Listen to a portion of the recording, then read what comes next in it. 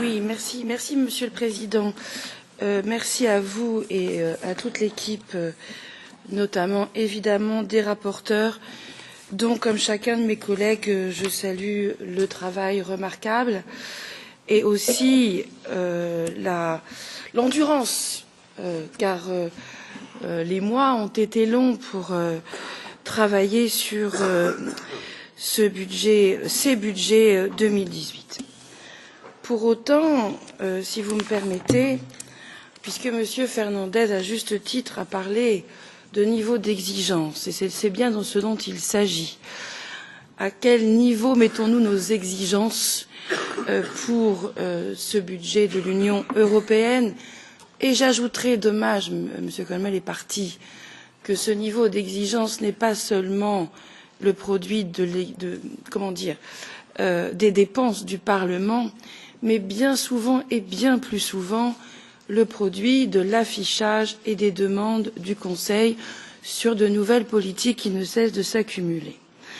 Et donc, si l'on revient à ce niveau d'exigence, eh bien, force est de constater que le niveau d'exigence n'est pas le même pour tous dans cette commission des budgets.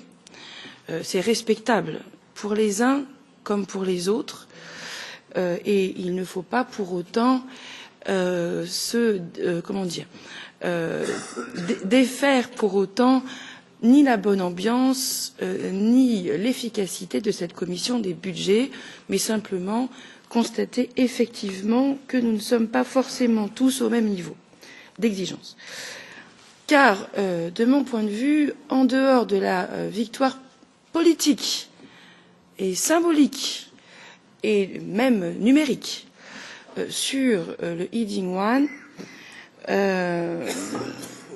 eh bien, je considère qu'il n'y a que des toutes petites cacahuètes pour le reste des rubriques.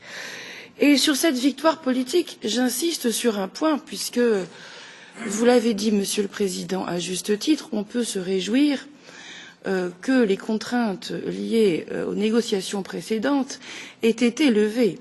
Cependant, si nous n'avions pas fait les erreurs que nous avons commises aux négociations précédentes, nous aurions pu sans doute aller au-delà finalement de ce que je considère comme un rattrapage sur les négociations précédentes.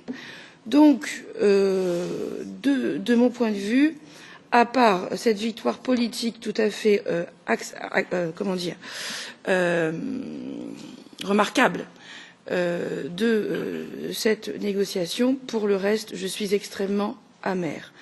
Je suis amère d'abord parce que, je l'ai dit lors de la conciliation, il y a une forme d'insincérité budgétaire de la part du Conseil que je ne tolère pas. Daniele Viotti l'a dit tout à l'heure, sur la négociation qui a commencé par les marges, ce qui n'est pas acceptable.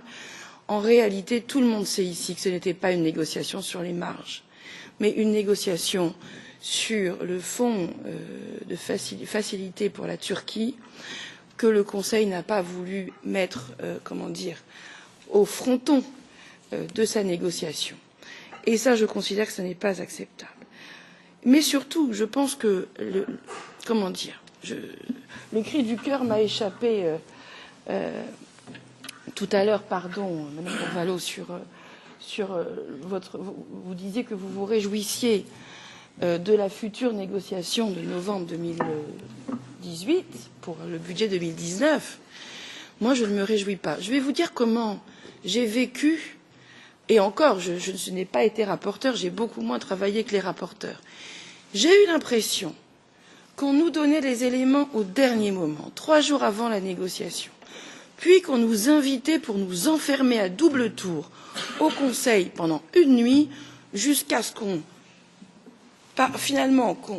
approuve, à la limite affamé, parce que ce n'est pas les 3 petits sandwichs, pardon, je dis les choses claires, mais on est resté toute la nuit avec 3 petits sandwichs comme ça, enfermés à double tour au Conseil, jusqu'à ce qu'on dise oui, allez.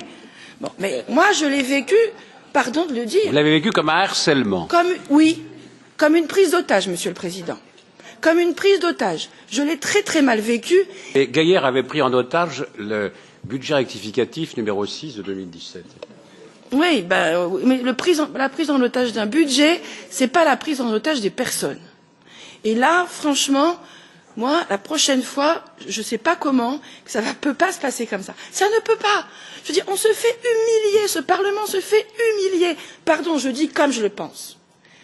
J'ai eu le sentiment d'être humiliée dans cette négociation. Je ne parle pas, les collègues l'ont dit, Daniele Viotti l'a dit, de l'attitude du Conseil qui nous envoie un pauvre ministre et les pauvres fonctionnaires, pendant que tous les ministres de l'Union européenne paradent à Göteborg sur un pilier social qui n'a aucune valeur juridique, encore moins budgétaire. Il n'a aucune valeur juridique, je répète, encore moins budgétaire. Mais là, il y a les ministres. Là, on parade. Là, on fait le kéké. Pardon, excusez-moi l'expression. Mais là, on fait le... Oui, mais là où les choses sérieuses se passent sur la question budgétaire, pas un ministre. Et tout le monde est content. Eh bien, moi, je ne suis pas contente. Voilà. Je le dis, je me sens pas respectée dans mon mandat. Et à travers mon mandat, on ne respecte pas les citoyens européens. Et je le dis, je suis extrêmement amère de cette négociation. Pardon, je parle avec mon estomac et mon cœur, mais au moins, c'est ce qui me reste. Merci. Merci Isabelle d'avoir apporté